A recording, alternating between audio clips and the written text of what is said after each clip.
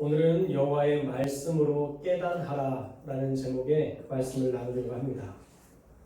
어떤 한 아빠에게 아들 셋이 있었습니다. 그런데 이 아이들이 얼마나 천방지축인지 신발로 땅을 스케이트를 타고 다니나 의심될 정도로 신발은 매일 더러워져 있었고 하물며 달아 없어지는 일도 부지기수였습니다. 신발을 사주는 것도 문제지만 더럽게 신는 것을 빨아주는 것도 보통 일은 아니었죠. 그러나 남자 아이들이라 아무리 말을 해도 듣는 척도 하지 않았고 이 아빠에게는 이 아들들의 행동이 좀처럼 이해되지 않아서 매일 혼내기 일쑤였습니다. 그러던 어느 날 집에 있는 오래된 세탁기가 드디어 운명을 달리했고 중고매매 정보를 알려주는 벼룩시장 같은 그런 신문을 보다가 세탁기를 팔려는 집이 나타나서 찾아가게 됐습니다. 집은 정원이 있는 넓은 2층 저택이었는데 너무 좋은 세탁기를 다른 모델로 바꾸고 싶어서 팔게 되었다라는 이야기를 듣고 싸게 좋은 물건을 얻은 것에 대해서 쾌재를 불렀습니다. 그러면서 세탁기를 차에 실은 이후에 그 값을 치르고 무심코 우리 애들은 얼마나 극성인지 신발이 금방 닳아서 큰일이에요. 장난 좀 그만 치라고 아무리 주의를 줘도 텅텅 말을 안 들어요. 애기 사정도 모르고 이놈들의 버릇을 어떻게 고쳐야 될까요? 라고 지나가는 말로 아이들의 이야기를 꺼내는데 갑자기 부인이 울먹이면서 2층으로 올라가더랍니다.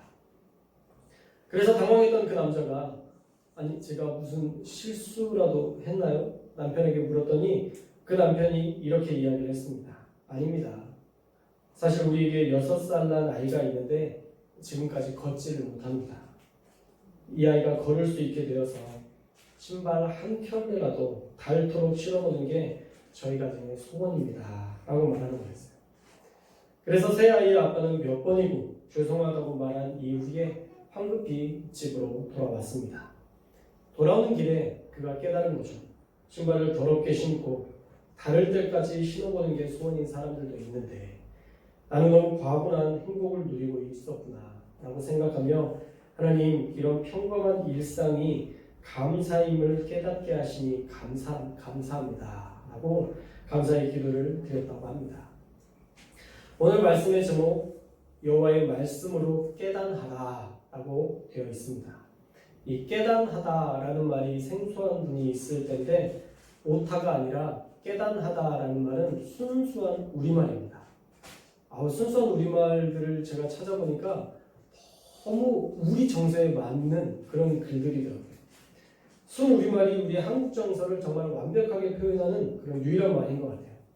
정말 우리가 여호와의 말씀으로 깨단해야 돼요. 깨단하다는 말은요. 오랫도록 생각하지 못하다가 어떤 실마리로 말미암아 환하게 깨닫다. 이게 바로 깨단하다라는 뜻입니다. 정말 정확한 표현이죠. 정말 우리가 여호와의 말씀으로 깨단해야 돼요. 우리가 오래도록 생각하지 못하다가도 하나님의 말씀으로 그것이 실마리가 되어서 하나님의 뜻과 하나님의 주신 그 은혜를 감사함으로 받아들일 수 있는 이 모든 것들은 말씀을 통해서 깨단할 때 가능한 일이라는 것이죠. 사실 불평거리가 많지만 우리가 되돌아보면 감사할 것들이 얼마나 많은지 모릅니다. 아까 나눈 예화처럼 평범함 속에서도 감사할 일은 사실 너무 많아요. 요즘 하나님께 제가 무턱대고 어이없는 기도를 드릴 때가 있습니다. 최근에 쌀을 이렇게 한번 사는데 쌀값이 너무 비싸더라고요. 그래서 하나님 앞에 하나님 쌀이 떨어졌어요. 쌀 부탁드립니다. 그렇게 하나님 앞에 기도했더니 어떤 목사님이 쌀을 주시더니 또 어떤 목사님이 쌀을 주셔서 풍성해졌어요. 쌀이 없다고 불평하지 않고 하나님 저 쌀이 떨어졌네요. 저 굶어요. 쌀 좀 주세요. 하나님 앞에 기도했더니 하나님이 2포대나 주셨어요. 할렐루야. 하나님 앞에 기도하면요. 하나님께서 늘 우리를 기억하시고 우리의 부족함과 우리의 처지와 형편을 따라서 하나님은 채워주시는 분이세요. 근데 이 은혜가요. 이 감사가요. 오래 안 가요. 하나님이 응답하셨으면 이 응답된 감사를 가지고 계속 가야 되는데 우리의 감사가 그렇게 오래가지 않더라고요. 우리가 얼마나 쉽게 감사를 잃어버리는지 모릅니다. 왜 우리가 그렇게 감사를 쉽게 잃어버릴까? 오늘 말씀을 보니까 세 가지로 우리가 살펴볼 수 있을 것 같아요. 첫째는요, 하나님의 말씀을 잃어버리고 그것을 넘어서 하나님까지 잃어버릴 때 우리 안에 감사가 사라지게 되는 것입니다. 11절 말씀에 보면 하나님의 염려가 나와요. 11절 말씀에 하나님의 염려가 나오는데 여호와의 명령, 법도, 규례를 지켜라. 그리고 하나님을 잃어버리지 않기 위해 스스로 경계하라 말씀하고 있어요. 그 말씀을 잃어버리지 않도록 특별히 그것을 넘어서 하나님까지도 잊어버리지 않도록 스스로 경계하라. 삼가일지어다 라고 얘기하고 있죠. 말씀이 없고 우리가 하나님을 인식하는 삶이 없으면 우리 안에 당연히 감사가 사라집니다. 사실 말씀을 들을 때 깨닫고 감사할 수 있는 것이거든요. 우리가 말씀을 가까이 할 때 깨닫게 되고 돌이킬 수 있는 거예요. 사랑하는 여러분, 예배하는 여러분에게 하나님께서 말씀하시고 깨닫게 하시고 여러분들 가운데 온전히 감사할 수 있는 마음을 허락해 주셔서 우리가 주신 모든 것이 감사임을 고백할 수 있는 저와 여러분들이 되시기를 주님의 이름으로 축원합니다. 우리가 말씀을 가까이 해야 감사할 수 있어요. 말씀을 들어야 깨달을 수 있어요. 세상에서 보면요, 우리가 다음에도 좀 이따도 나오겠지만 세상에서 살다 보면 우리가 감사할 것보다 속상할 게 훨씬 더 많이 생기더라고요. 그래서 늘 하나님의 말씀의 자리에 나와야 돼요. 하나님 나에게 어떤 말씀을 하시고 계신지, 내가 감사할 것이 무엇인지를 보여주시는 그 눈을 우리가 바라봐야 감사할 수 있게 되는 것입니다. 두 번째는요, 복을 누리는 것을 내가 한 것으로 여기고 교만할 때 우리가 감사를 잃어버리게 돼요. 12절 말씀을 보세요. 12절 말씀을 보면 먹어서 배부르고 아름다운 집도 짓고 소와 양도 번성하고 은금이 많아지고 증식되며 내 소유가 다 풍부하게 될 때 뭐래요? 내 마음이 교만해져서 하나님을 잊어버릴까 하나님께서 염려하신대요. 사실 하나님이 주셔서 누리는 은혜인데 그것을 내 힘으로 여긴 것이라고 여길 때부터 위기가 찾아온다는 거예요. 왜냐하면 그때 감사를 잃어버리기 때문이에요. 내가 한 거니까, 내 능력으로 한 거니까 감사할 이유가 없는 거죠. 정말 어려울 때는 감사하거든요. 정말 어려울 때 가진 것이 없어서 하루하루 끼니만 먹게 해달라고 기도할 때에는 하루하루 주신 그 은혜가 우리의 삶의 선물처럼 여겨졌었는데 내가 한 것이라고 믿어지고 교만할 때부터 감사할 이유가 사라지는 거예요. 내가 수고한 대가를 누리는 것이니까 굳이 하나님께 감사할 이유가 없어지면서 우리가 점차 하나님과 멀어지게 되는 것이죠. 사랑하는 여러분, 자동적으로 매달 들어오는 계좌의 돈이 여러분의 능력임을 부인하고 하나님이 주신 것임을 인정할 때 우리가 감사할 수 있는 줄 믿습니다. 매일매일마다 이 모든 것 하나님이 하셨습니다. 이 모든 것 하나님이 하신 일입니다. 우리가 고백할 수 있어야 돼요. 그래야 우리가 감사할 수 있습니다. 셋째로는요, 우리가 이렇게 누려도 상대적 박탈감으로 감사를 잃어버릴 때가 있어요. 이렇게 좋은 것이 있어도 더 좋은 것을 누리는 사람을 보면서 우리가 감사를 잃어버리는 거예요. 남과 비교하면서 감사를 잃어버리는 거죠. 14절에 보면 애굽 땅 종되었던 집에서 이끌어내시고 광야에서 불뱀 전갈에서 구해주셨고 물이 없는 간주한 땅에서도 반석에서 물을 내시고 먹이셨다는 것.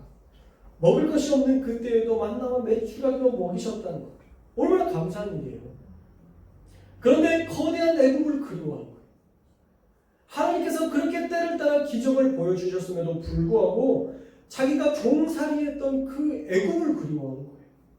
아, 그땐 그랬는데 기도하지 않아도 먹을 것이 생겼던 그때를 그리워하는 거죠. 그런데 사실 되돌아보면요, 그때가 훨씬 더 힘들었을 때, 훨씬 더 괴롭고 힘든 일인데도 불구하고 그냥 때 되면 밥 준다는 거, 그거 하나에 꽂혀서 자신이 가지고 있는, 누리고 있는 이 은혜를 잊어버리는 거예요. 지금 주신 것을 감사하지 못하고 남과 비교할 때 우리는 감사를, 행복을 잃어버리게 됩니다. 주위 사람들이 외제차 타고 다니는 사람을 보면서 그들의 차와 내 차를 비교하면서 불행이 시작되는 거예요.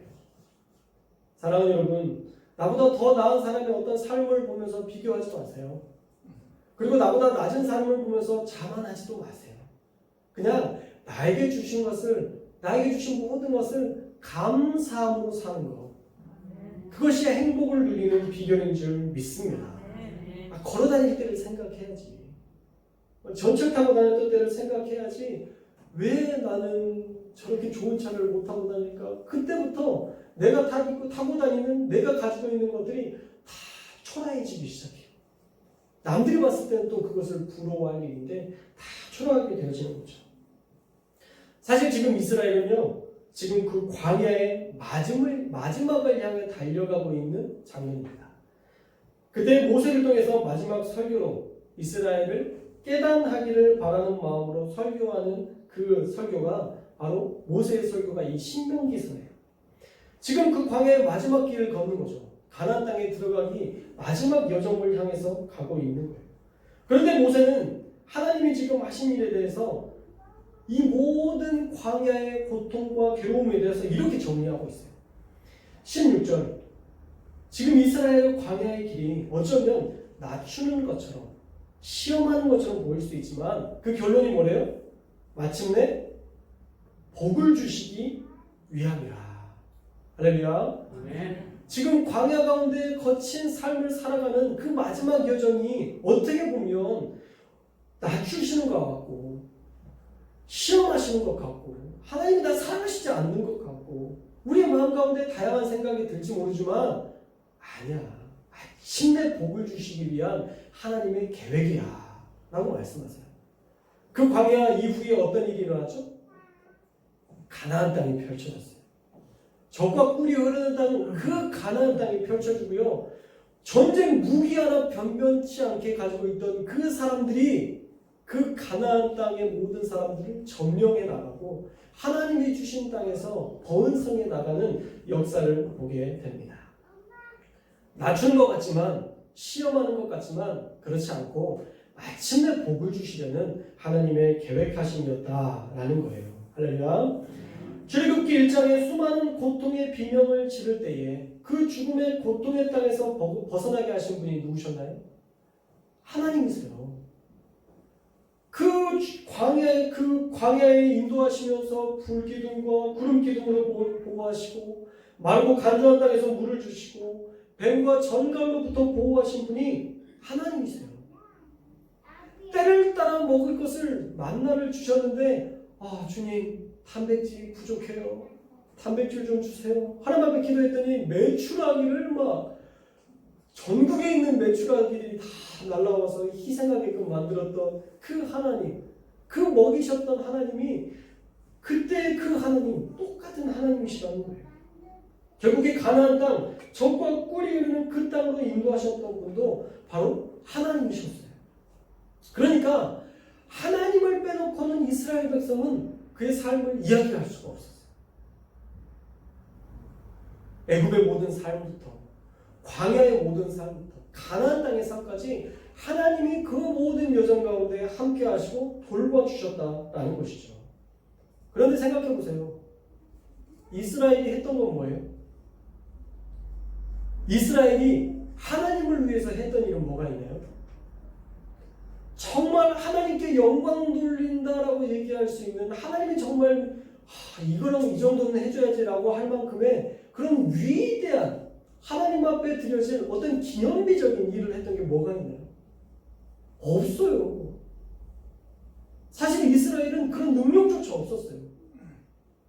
애굽 사람이 아니라 애굽의 종살이를 했던 사람이라니까요. 사실은 변변치 않은 사람이에요. 하나님이 선택하기에도 사실은 부족한 사람들이에요. 광야를 지나갈 때 그들이 그 광야에서 불기둥과 구름기둥으로 하나님이 그 위대한 은혜를 보여주셨을 때 그들이 했던 일이 뭐예요? 원망이에요. 불평이에요. 인도하셨어요? 적과 꿀이 흐르는 가나안 땅으로 인도하셨던 거예요. 사실 되돌아보면 이스라엘이 한 거 하나도 없어요. 근데도 하나님은 때를 따라 공급해 주셨어요. 내 백성에게, 내 자녀에게. 그러면서 계속 말씀하셨어요. 깨닫나려고. 마음을 돌이키고 회개하고 하나님 앞에 나올 수 있도록 계속 말씀을 주셨어요. 하나님은요, 그 원망하는 백성에게도 그런 은혜를 베푸셨던 하나님이심을 우리가 분명히 기억해야 될 줄 믿습니다. 이스라엘에 한 것은 하나도 없지만 하나님의 전적인 은혜로 이스라엘은 하나님을 알아갔고 하나님과 동행하는 그런 복을 누리게 되었던 것입니다. 할렐루야. 그러므로 우리가 기억해야 돼요. 우리가 복을 물질적인 것으로, 건강으로, 권세로만 착각하기 쉬운데 우리가 받은 복은 뭐냐면요. 자, 따라해 볼까요? 마침내 우리에게 주신 복은 하나님이시다. 할렐루야. 우리에게 마침내 주신 복은요, 하나님이세요. 우리에게 가장 큰 복은 하나님이에요. 할렐루야. 하나님 우리가 마침내 누릴 복이에요. 하나님은 우리에게 돈, 명예, 권세도 주시고 마침내 구원이라는 궁극적인 선물도 우리에게 주시는 전능자세요. 그래서 우리가 하나님을 따르면 이 모든 것들을 누리게 되어 있는데 어리석게도 우리는 그 손만 바라고 살아요. 하나님이 주실 수 있는 그 능력의 손만 바라면서 살아요. 하나님은 없어도 되고 하나님의 능력만 봐요. 그런 사람은요, 그 능력을 보지 못하면 하나님도 없다고 부인해요. 기도하다가 안 되면요, 하나님이 없대요. 하나님 살아계시지 않으셔. 하나님 돌아가셨나 봐. 근데 우리가 없다고 하나님이 없어지는 분이신가요? 절대 그렇지 않아요. 에펠탑 보셨나요? TV로는 봤는데 실제로 전 에펠탑을 본 적이 없어요. 없을 거예요. 내가 못 봤으니까. 내가 없다고 한다고 없어지나요? 아니에요. 여전히 에펠탑은 건재하게 있어요. 우리 하나님도 마찬가지라는 거예요. 우리가 부인해도 하나님은 여전히 살아계시고 하나님은 여전히 우리 가운데 역사하시고 하나님은 여전히 많은 사람들에게 자신의 하나님 되심을 드러내세요. 단 부인하는 그 사람에게서 능력은 걷어가실 뿐이죠. 믿지 않는 자에게 줄 하나님의 은혜는 없습니다. 여러분도 그렇잖아요. 나를 신뢰하지 않는데 그 사람을 뭘 믿고 내가 이 일을 맡기겠어요? 하나님도 우리의 믿음을 보시고 일하시는 분이세요. 믿음이 없으면 당연히 누릴 은혜도 없는 것입니다. 그러나 반대로 믿음만 있으면, 하나님을 믿는 믿음만 있으면 모든 것들을 누려요. 하박국 선지자의 고백이 우리의 고백이 되어야 우리가 진짜 하나님과 동행한다 라고 말할 수 있을 겁니다. 우리가 찬양도 했지만 무화과 나뭇잎이 마르고 포도 열매가 없으며 감람나무 열매도 그치고 논밭에 식물이 없었어. 우리의 양떼를 다 약탈당하고 외양간의 송아지도 다 약탈당해도 나는 여호와로 즐거워하리라. 나는 구원의 하나님으로 인해 기뻐하리라. 할렐루야. 여러분의 통장의 정보가 영원히 될지라도 여호와로 말미암아 기뻐할 수 있는 저와 여러분들이 되시기를 축복합니다. 이렇게 하나님만으로 기뻐하고 하나님만으로 즐거워하는 자가 되어야 우리가 진짜 하나님을 복을 누리는 삶을 살아갈 수 있는 거예요. 우리가 하나님 한 분으로 만족하는 인생이 될 때 이런 사람은요, 있어도 좋고 없어도 좋은 사람이 되거든요. 무서운 사람이 되는 거예요. 하나님이 주셔도 되고요, 안 주셔도 돼요. 무서운 믿음의 사람이 돼요. 그런데 이런 믿음의 고백을 하는 사람들은 모든 것이 하나님의 손에 달려있다고 믿으니까 하나님만 있으면 된다는 고백으로 얼마나 담대한지 몰라요. 그래서 세상의 모든 것들을 이겨내요. 저는 아직 조금 부족해서 그만큼의 고백을 못하고 있는데 얼마 전 다니엘 기도의 강사였던 안호성 목사님의 말씀을 들었는데 그분이 이렇게 선포하시더라고요. 나를 무인도에 하나님이 개척하게 하셔도 지금 내가 세운 교회보다 훨씬 더 큰 교회로 부흥시킬 수 있대요. 무인도에 개척을 시켜도 지금 내가 세운 교회보다 훨씬 큰 교회로 부흥시킬 수 있어. 무인도에 배를 띄워서 운행해서 사람들이 부흥하게 하실 것이라는 그런 믿음이 자기에게 있대. 단 하나님의 말씀이 임하고 내가 순종할 때 이런 일이 가능할 것이라고 믿고 있다는데 정말 뜨거움이 있는 목사님인 것 같아요. 하나님만 계시면 다 가능하다. 반대로 하나님이 없으면 나는 아무것도 아니다. 우리가 이런 고백을 하나님 앞에서 드려야 되고 우리가 깨닫해야 된다는 거예요. 오래도록 잊고 살았던 이 진리, 오늘 말씀을 통해서 우리가 환하게 깨달을 수 있기를 주님의 이름으로 축원합니다. 여러분 꼭 기억하십시오. 하나님과 함께 할 때에만 인생의 역전의 드라마도 재물을 손에 붙여주시는 은혜도 많은 사람들에게 인정받는 축복도 얻을 수 있게 되는 것입니다. 물론 광야도 있죠. 그러나 그 광야에서조차 하나님은 먹을 것, 입을 것, 불과 구름 기둥으로 보호하신다는 것. 그래서 마침내 복을 주시는 하나님을 경험하게 하신다는 것을 우리가 꼭 깨달아야 됩니다. 이거 다 하나님 주셔야만 누릴 수 있는 거예요. 우리의 힘으로 할 수 있는 게 아닙니다. 17절 말씀을 보세요. 우리가 좀 열심히 하면 우리가 다 한 것으로 착각해서 하나님을 잃어버릴 때가 많아요. 17절 그러나 네가 마음에 이르기를 내 능력과 내 손의 힘으로 내가 이 재물을 얻었다 말할 것이라. 하나님의 확신이 나와요. 너 이렇게 다 줬는데 다 받으니까 결국은 네 손으로 했다고 할 거지? 하나님이 그렇게 지금 말씀하시는 거예요.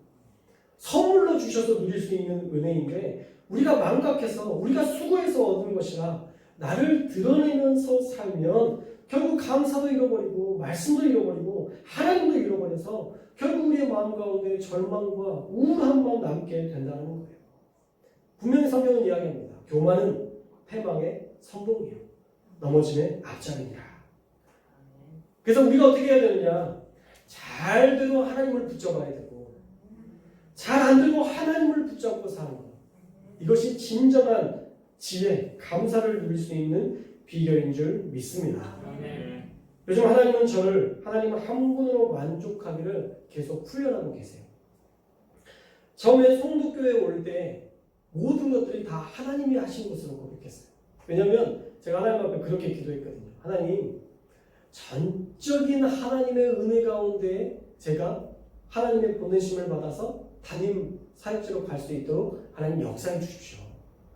인간의 방법, 인간의 의지 막 전화하고 막 힘써달라고 막 하고 돈 이렇게 해서 저는 그렇게는 못하겠고요. 하나님, 전적인 하나님의 은혜로 이 모든 것들이 하나님의 은혜 가운데서 제가 첫 담임 목회지가 그렇게 하나님이 하셨다라고 고백할 수 있는 그런 은혜 가운데 사역지에 나아갈 수 있도록 하나님 도와주십시오. 하나님 앞에 8월쯤에 그렇게 기도했어요. 3개월 만에 하나님 응답하셨잖아요. 11월 달에 하나님 응답하셔서 제가 부임하게 됐습니다. 근데 이 교만이 이제 찾아와요. 사람은요 되게 교만해요. 전 되게 겸손한 줄 알았거든요. 제 나름 아니더라고요. 딱 오고 나니까 교만이 시작돼서는 제가 잘해서 온 것으로 착각하게 되더라고요. 하나님이 예비하셔서 하나님이 준비하셔서 내가 은혜로 하나님께서 보내신 자리인데 제가 마치 설교를 잘해서 그동안 사역을 열심히 임해서 온 것처럼 착각하며 그렇게 사역에 임하게 되더라고요. 그랬더니 하나님께서 뭘 보내주셨느냐? 코로나를 보내주셨어요. 코로나를 하나로 해석할 수는 없습니다. 하나님의 정죄다, 벌이다 이렇게 정죄하고 싶지 않아요. 그러나 제게는 내 힘으로 안 되는 게 있다는 것을 분명히 알려주시는 하나님의 메시지였어요. 너 네 힘으로 다 될 것 같아? 안 될걸. 그러면서 저에게 보내주신 게 코로나예요. 이 교만을 버리고 나니까 이제 다른 사람들이 누리는 만나와 매출하기를 비교하기 시작했어요.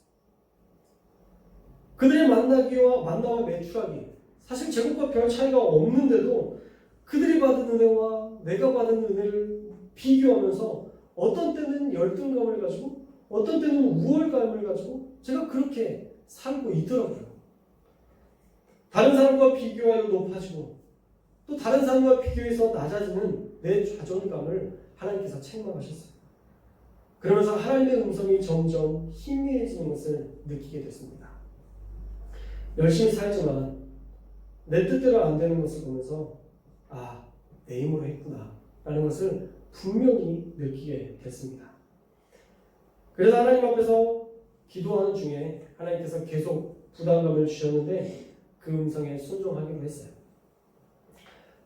계속 교회에서 찬양 기도를 해라 라는 마음을 주셨는데 제가 하나님과 적당한 사회적 거리를 두면서 그 거룩한 부담감을 대적하다가 이제야 순종하기로 했습니다. 기도 제목이 이렇게나 많은데 그렇게 많이 기도하지 않으면서 하나님이 하실 것이라는 빈수레가 요란하다는 속담처럼 요란한 설교만 제가 해댔다는 것을 제가 깨닫게 됐어요. 그러니까 계속 우리 성도들이 아프고 문제가 생기고 어려움이 생기는데도 빨리 해결되지 않는다라는 그런 죄책감을 가지게 됐습니다. 여러분이 힘들었던 건 사실 다 제 책임이에요. 목사가 못나서 성도들이 고생하는 거죠. 아빠가 못나면 자식들이 고생하는 것처럼 여러분이 그래서 힘들고 어렵다라는 생각을 하게 됐습니다. 그래서 제가 부족하지만 진짜 아빠가 되기로 결심했어요. 최고의 것을 주지는 못하지만 최소한의 것들은 누릴 수 있게 하나님 앞에 찬양하며 하나님께 매달려 보려고 합니다. 여러분들도 한번 시험해 보셨으면 좋겠어요. 여러분의 삶을 잘 주의 깊게 돌아보셨으면 좋겠어요. 제가 기도하는 순간부터 하나님 앞에 엎드리는 순간부터 여러분의 인생에 어떻게 하나님이 역사하시는지 여러분들이 주의 깊게 살펴보셨으면 좋겠어요.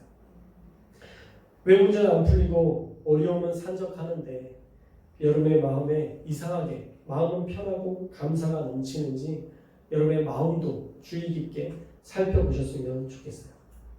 아마 여러분들이 문제가 해결되고 여러분의 마음이 평안함으로 채워진다면 누군가의 기도가 있기 때문이다라는 것을 여러분 꼭 기억해 주셨으면 좋겠습니다. 그런데 여러분들도 기도하셔야 돼요. 저만 기도한다고 되는 거 아니고요. 여러분들 기도하셔야 돼요. 하나님을 잊고 살지 않도록 우리가 몸부림쳐야 됩니다. 그래야 하나님이 역사하세요. 사랑하는 여러분, 하나님을 기억하고 하나님의 말씀과 명령을 따르고 순종할 때 우리는 마침내 주실 하나님의 복을 누릴 수 있게 되는 것입니다. 세상의 것을 따르면요 절망만 남아요. 수고만 남아요. 19절 말씀해 보세요. 다른 신을 따라 섬기고 그들에게 절하면 이라고 나오는데 이 절하다라는 말이 하나님께 쓰일 때는 경배하다라는 말로 복으로 이어지는 은혜로 쓰이지만 다른 신에게 절할 때 쓰일 때는 이 말씀이 의미가 노동하다, 고생스럽다라는 의미로 쓰입니다. 왜 그럴까요? 하나님께 예배하는 것은 하나님이 주실 복으로 이어지지만 다른 신에게 예배하는 것은 나 자신, 이것도 우상 숭배죠. 신을 섬기는 것이니까 나 자신을 믿고 우상 숭배를 하면 수고하는데 뭔가 열심히 하는데 결국은 그것이 멸망으로 이어질 뿐이다 라고 이야기하는 것입니다. 19절에 우상 숭배는 반드시 멸망하게 되고 20절에 하나님의 말씀을 듣지 않으면 너희도 애굽처럼 멸망하게 될 것이라 분명히 말씀하고 있습니다. 결국 하나님이 없는 백성은 망한다는 말씀이에요. 사랑하는 여러분, 오늘 추수감사절입니다. 여러분이 오늘 말씀을 듣고 깨달을 수 있기를 주님의 이름으로 축원합니다. 열심히 사는 게 중요한 게 아니에요. 내가 정말 하나님을 모시고 사느냐 그렇지 않느냐의 문제인 거예요. 그래도 열심히 살아야지. 맞아요. 열심과 성실은요 이 세상을 살 때 정말 귀한 무기예요. 그러나 본질은 아니에요. 생명을 주신 하나님이 우리의 모든 것을 공급하신다는 것을 믿을 때 우리가 말씀을 따라 살 수 있고 애굽의 종살이를 할 때에도 출애굽을 할 때에도 가나안의 넘치는 풍족함을 누릴 때에도 하나님만이 우리의 공급자이심을 우리가 고백할 수 있는 것입니다. 사랑하는 여러분, 이 사실을 믿는 자가 복이 있는 줄 믿습니다. 말씀을 따르는 자가 결국 하나님의 복을 누리게 되는 줄 믿습니다. 저와 여러분이 이 사실을 기억하고 하나님 한 분만으로 만족하는 인생, 하나님의 말씀대로 순종하는 인생, 그래서 마침내 하나님이 주시는 영원한 복, 하나님과 함께하는 그 복을 누리며 살아가는 저와 여러분들 다 되시기를 주님의 이름으로 축원합니다.